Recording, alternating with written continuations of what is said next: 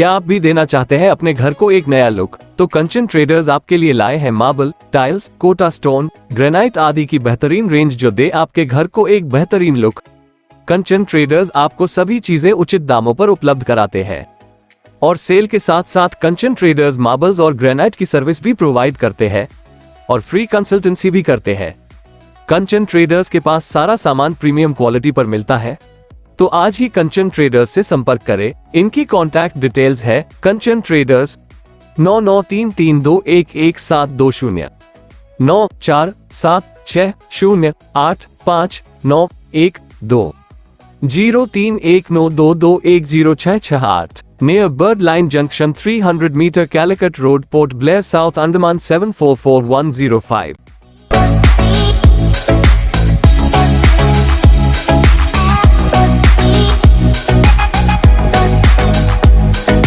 और अपना परिवार को खुश रखिए। अरे मैं तो बहुत खुश हूँ। सारे दिन काम, दिन भर का थकान और फैमिली से परेशान, फिर भी ये जिंदगी है बोतल के नाम। मुझको पीना है पीने दो, मुझको जीना है जीने दो। मैं गरीब हूँ बदनसीब हूँ, मुझको अपने हाल पे जीने दो। मुझको पीना है पीने दो। अरे मदहोश, होश में तो आओ। सबको मिलेगा चैन अगर करोगे जीवन का प्लान। परेशानी होगा दूर, परिवार में होगी खुशियाँ भरपूर। कैसा ये प्लान और कैसे मिलेगा ये चैन? तब चलो मेरी जान, ले चले तुम्हें वो स्थान जहाँ बाबू साहब तुम्हें देंगे फैमिली बजटिंग का ज्ञान। हो जाएगा तुम्हारा कल्याण। हाँ हाँ हाँ हाँ, तो देर किस बात की? अरे चलो ना भाई, जल्दी चलो। सर जी, ये आदमी थोड़ा नशे में है, फिर भी फैमिली बजटिंग के बारे में जानने चाहते हैं। आप ही इन्हें समझाइए। बहुत बहुत धन्यवाद है आपको जो आप इन्हें मेरे पास लेके आए। और हाँ, आप वहाँ बैठिए। कहाँ बैठना? इन कुर्सी में? हाँ हाँ, वही कुर्सी पे बैठिए। क्यों, आप कुर्सी में बैठते नहीं क्या? अरे अरे नहीं नहीं, मैं तो पत्थर में बैठने वाला इंसान हूँ ना। हमें बैठने के लिए कौन कुर्सी देगा? आप शांति से बैठिए वही कुर्सी पे। देखिए, नशा करना कोई अच्छी बात नहीं। इसमें आपका मेहनत की कमाई बर्बाद होती है। बर्बाद? अरे कौन बोला है बर्बाद होता है? अरे शराब पीने से तो मुझे बहुत आनंद मिलता है ना। अरे भाई, असली आनंद तो पूरी परिवार की खुशी में मिलती है। अरे वो कैसे? सुनिए, मैं बताता हूँ। क्या आप जानते हैं कैसे लाइफ को प्लान किया जाता है? हाँ हाँ बिल्कुल, वो तो मैं कब का कर चुका हूँ। ये तो एक सीधा सा काम है। कैसे किया आपने ये प्लानिंग? अरे एक बेटा लिया, एक बेटी लिया, हम दो, हमारे दो, छोटा परिवार और सुखी परिवार। बहुत खूब, अति सुंदर। क्या आप इसी तरह पैसा का भी सही इस्तेमाल करते हैं? हाँ हाँ बिल्कुल करता हूँ। महीने में 15,000 का पगार मिलता है। 10,000 मैं घर को देता हूँ और 5,000 को ना मैं शराब पीता हूँ। पी के मरने से क्या होगा? फैमिली बजटिंग के बारे में सुना है? हर फैमिली को अपना एक बजट तैयार करना है। अरे अरे, वो कैसे करना है साहब? पहले आप एक दिन में या हफ्ते में या महीने में कितना आमदनी होता है वो एक बुक में लिख लीजिए। उसका बाद आपका खर्चा क्या है, जैसे कि स्कूल का फीस, खाना पीना, कपड़ा, ये सब खर्चा टोटल लिख लीजिए। अभी आपको देखना है आमदनी और खर्च के अंदर अंतर क्या है। अगर ये अंतर पॉजिटिव आया तो आप अच्छी तरह अपना परिवार को संभाल पा रहे हैं। अगर अंतर नेगेटिव है तब आपको अपना घर का खर्चा कम करना है। उसके लिए जो खर्चा जरूरी नहीं है, जैसे कि होटल में खाना, दामी कपड़ा जैसा खर्चा को कम कर दीजिए। अरे इतना तो पहले मैं कभी नहीं सोचा। ठीक है बाबू साहब, अगर खर्चे के बाद कुछ पैसा बच जाए तो क्या उसे अलमीरा में रख देना है या उसको बिस्तर के नीचे रख देना है? नहीं नहीं, आपका बचा हुआ पैसा बैंक में जमा करना है। इसके लिए आपका एक अकाउंट खोलना है। घर में पैसा रखने से चोरी होने की संभावना है और पैसा बैंक में रखने से सुरक्षा के साथ साथ आपको इंटरेस्ट भी मिलेगा। अरे इंटरेस्ट, ये तो बहुत अच्छा है, लेकिन मेरा कोई बैंक में अकाउंट नहीं है। अच्छा, अब बैंक में अकाउंट खोलना है, कैसे खोलना है और कौन सी बैंक में खोलना है? आजकल विविध तरह की बैंक है, जैसे कोऑपरेटिव बैंक, हमारा Andaman state cooperative bank, public sector bank जैसे कि SBI, Canada bank of Baroda और भी कई, प्राइवेट बैंक जैसे axis bank, ICICI bank, HDFC bank वगैरह वगैरह। और भी बैंक है, पोस्ट ऑफिस बैंक जो कि एक पेमेंट बैंक है। ये सब बैंक में जाकर आप सेविंग्स अकाउंट खोल सकते हैं। इस अकाउंट में पैसा जमा करने से आपको ब्याज भी मिलेगा और आप कभी भी पैसा उठा सकते हैं।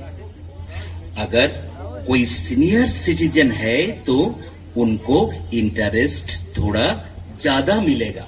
व्यापारी लोन के लिए करेंट अकाउंट खोल सकते हैं, लेकिन इसमें कोई ब्याज नहीं मिलेगा।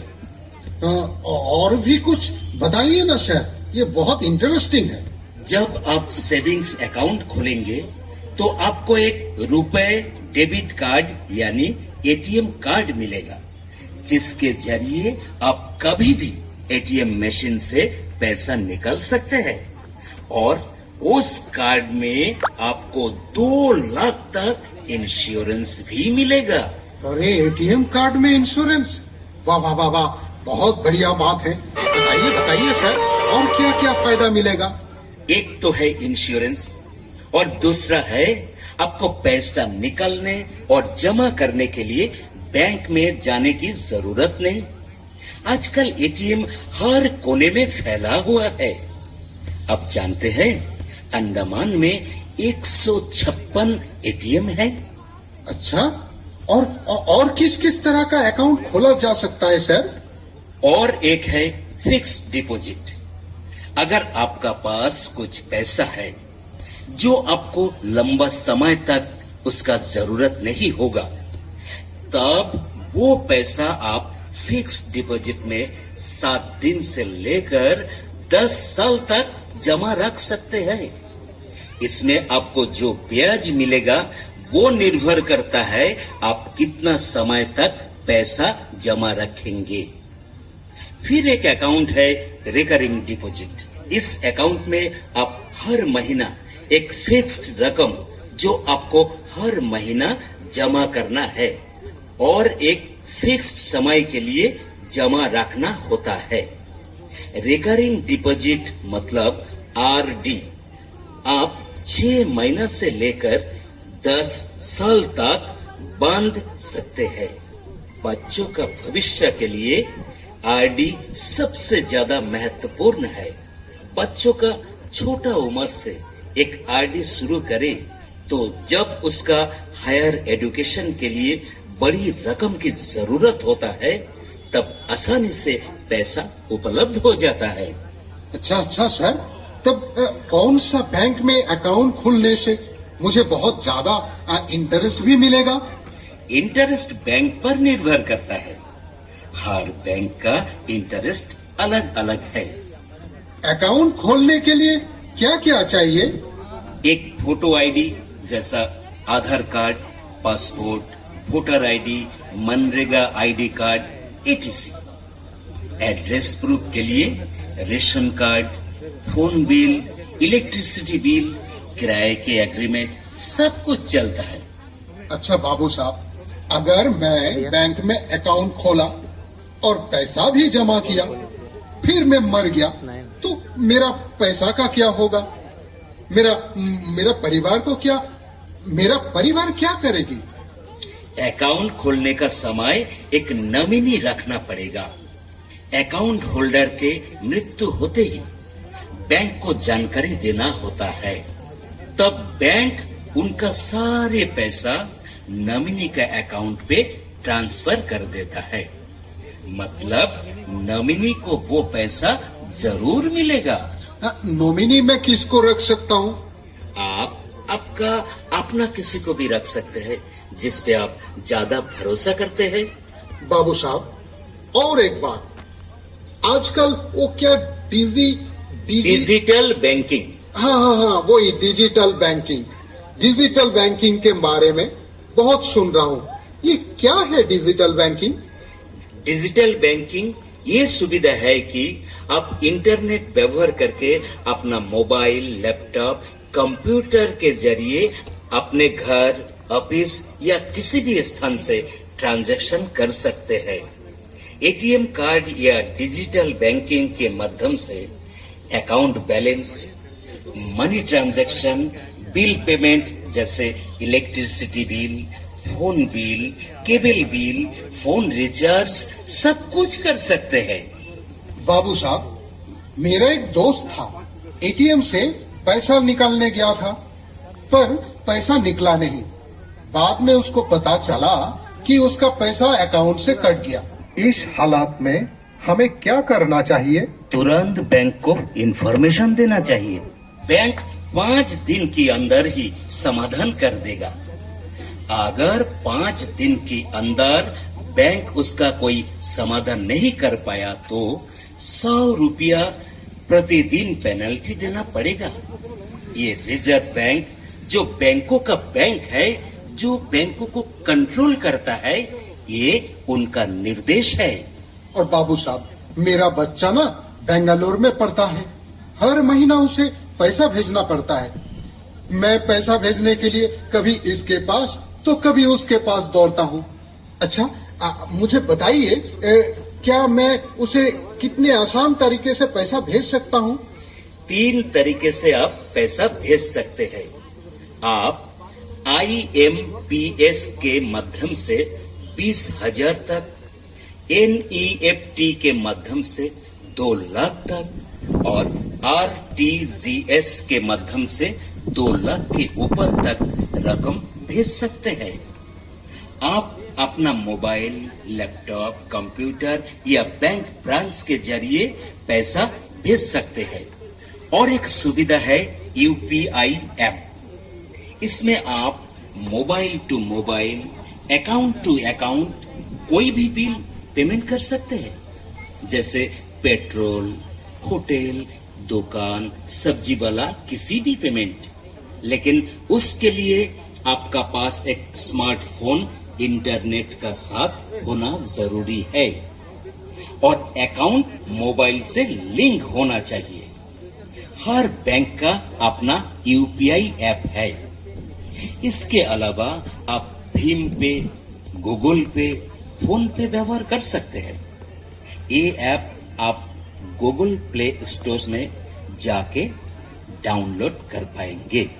बहुत बहुत धन्यवाद बाबू साहब, आपने तो मेरा नशा ही छुटा दिया। मैं समझ गया। अभी मैं चलता हूँ और जाके अभी मैं अकाउंट खोलता हूँ। हाँ, यही तो बैंक है। इन साहब से पूछता हूँ। नमस्कार साहब। नमस्कार, बोलिए। में कभी कभी फोन आता है और एटीएम का नंबर खुल के बताइए, क्या क्या पूछता है? कल मेरा फोन में फोन आया और बोले कि आपका एटीएम 2 दिन में बंद हो जाएगा। उसे चालू रखने के लिए आपका मोबाइल में एक OTP आएगा, आप उसे बताइएगा। क्या आपका मोबाइल में और कोई मैसेज आता है? जी साहब, अक्सर मेरा फोन में ये मैसेज आता है, ओटीपी यानी वन टाइम पासवर्ड ये एक सिक्योरिटी फीचर है जो ऑनलाइन ट्रांजैक्शंस को प्रोटेक्ट करता है। देखिए, बैंक की तरफ से आप लोगों को बार बार सूचित किया जाता है कि अगर आपको कोई ओटीपी पूछ के फोन करे तो उसे ओटीपी मत दीजिए और संभव है तो बैंक को उसके बारे में एक कंप्लेन दे दीजिए। धन्यवाद साहब हमें जानकारी देने के लिए। धन्यवाद। देखिए, नॉर्मली 4 या 6 डिजिट का नंबर होता है ओटीपी, जो एक ही बार उसे व्यवहार कर सकते हैं। ये ओटीपी ऑटोमेटिकली जेनरेट होता है और आपको भेजा जाता है। ओटीपी आप किसी भी कारण से किसी को शेयर ना करें। सर, मेरा नाम श्याम है। मैं एक स्ट्रीट वेंडर हूँ। मेरा छोटा सा